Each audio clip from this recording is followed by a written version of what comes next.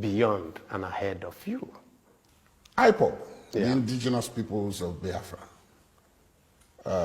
have made it into some kind of policy that they intend to attack as a first step. No, they don't intend to attack. They already did one. They already did one. Senator, they did one already. Oh, well, is that what you mean? No, what they said is that... No, where I'm going is this. Yeah, where I'm going is this. Let me get where you're going. Yes, they said that even though they did the first before they now announced it as a policy, maybe in order to keep the element of surprise, they attacked Deputy Senate President, your colleague, Ike Ekweremadu, in Nuremberg, in Germany. And then after that, they then said they were going to attack all, publicly humiliate all Southeastern leaders. And then, of course, Nigerian leaders. They threatened to go after the president during his visit to Japan for Ticket 7. But those who have been watching this point out a certain irony. The leadership of IPOB, the leader of IPOB, is said to owe his freedom today to you, Senator Ekweremadu, and a couple of others like that. So what went wrong that they now think you are part of the problem? I don't think that is the best way to look at it. We start from the basis. What have been their grouse? Their grouse is what I had said earlier, which is we see a situation where in the same country there are bifurcated treatments for the same citizens. And so, if you're from the Southeast, first, you're denied access to national resources. Secondly, the Southeast is a zone that is under siege by all the security formations in this country. Well, the reason they give is that the solution that IPOB has tried to implement was to secede. No, I'm coming. The siege was there before IPOB. How so? From any time that you can go back from the end of the Civil War till today, if you go from the town of Onitsha to Owerri and go from the town of Owerri to Aba, you will get not less than 140 police checkpoints. Every 1 kilometer, there's a police checkpoint. What do? They're not checking for security. They are simply extorting money from commuters on the road, from bus drivers, keke drivers, almost. People pay to be posted to the Southeast. And you leave the Southeast and you're driving all the way to the rest of the country. You don't see the same type of intense policing, let's put it that way. So the question you will ask yourself is, why are we different? Or why are we treated differently?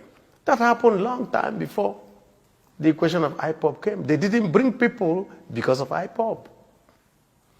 It is the fact that all these things had happened, that there was a deliberate policy to cripple all the ports in the Southeast region, Port Harcourt, Calabar, Warri, all those ones. None of them is working.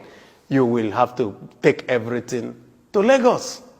And so you're an importer in Onitsha. You must go to Lagos.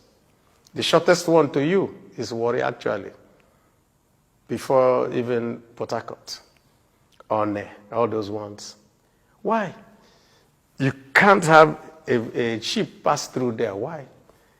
No dredging. Why is there no dredging? Federal government policy, no contracts for it. So you ask yourself, if this is like this way, then that means that there is a deliberate policy to keep us down or something.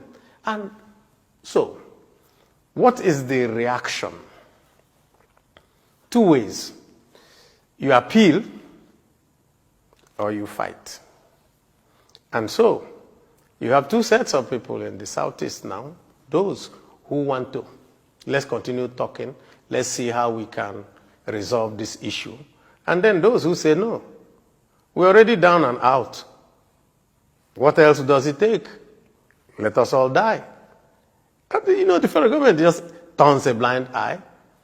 And I continue to say, and I have sat on the floor of the Senate and I've said it, why has this federal government not ever opened their mouth to say that the herdsmen are terrorists?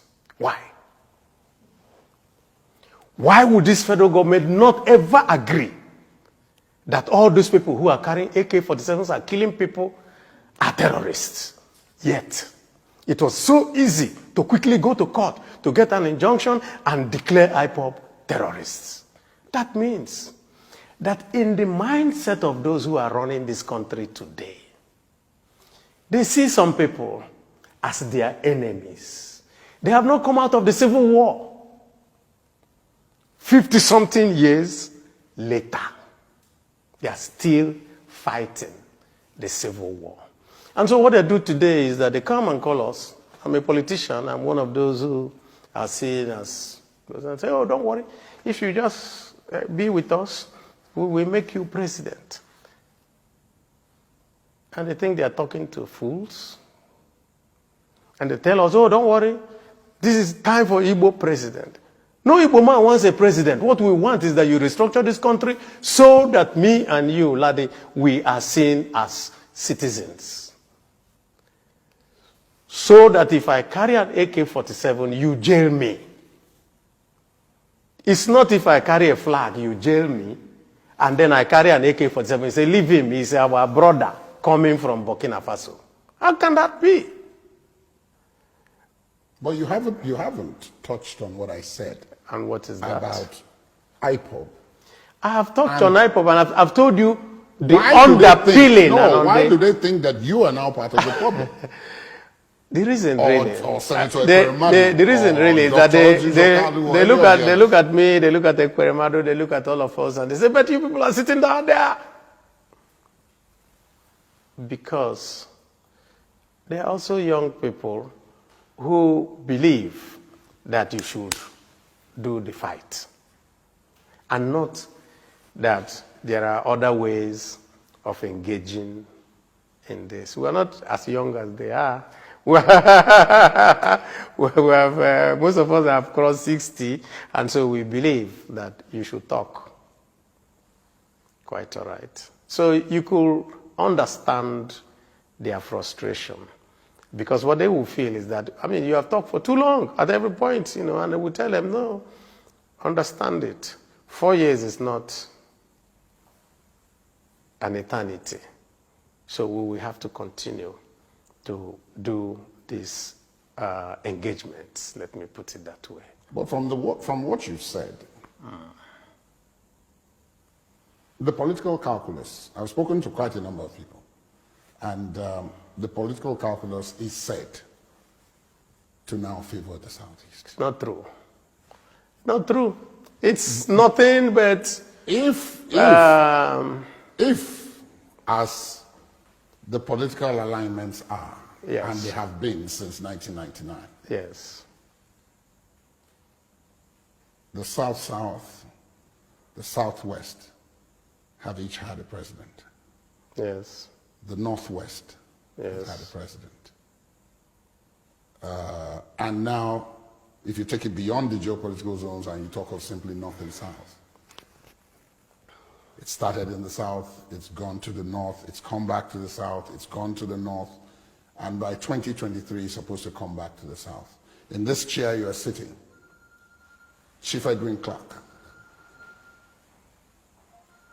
Chief John Wodo, have all said that in the case of Chief Clark, he was clear that there's no contesting it.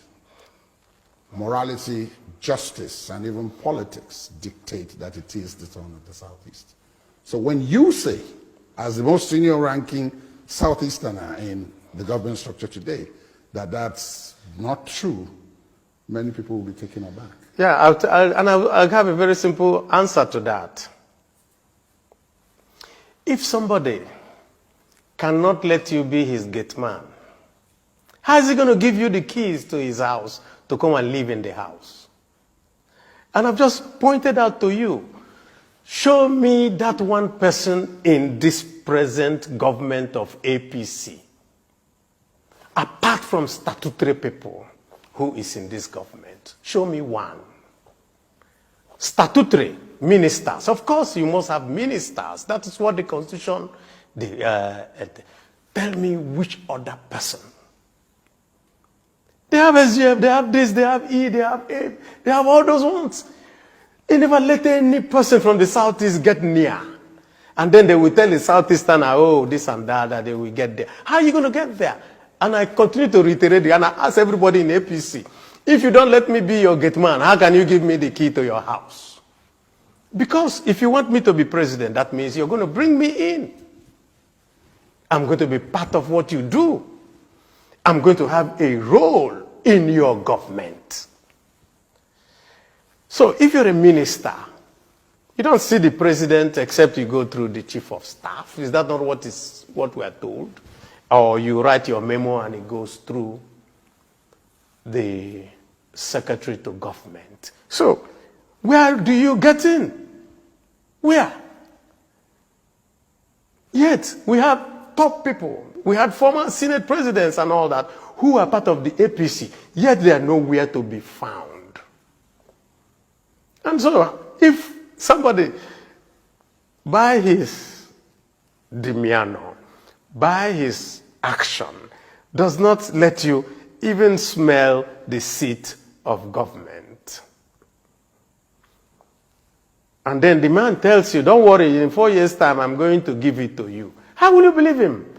That means you're not thinking. So, and that's why I'm saying that those of us who have seen all this, we are saying, it really doesn't matter what you tell me. Because what you tell me is not what is happening. We want that we do devolution of powers, we change the revenue formula, we make sure that part of the revenue formula is, the criteria is changed so that you can move things away. That population plays a part and no longer landmass and all that. Those are the things that we need to do for us to know that we are having a viable union. So it's all right, thank you. My pleasure. Thank you very much. My pleasure. Thank you very much. Thank you.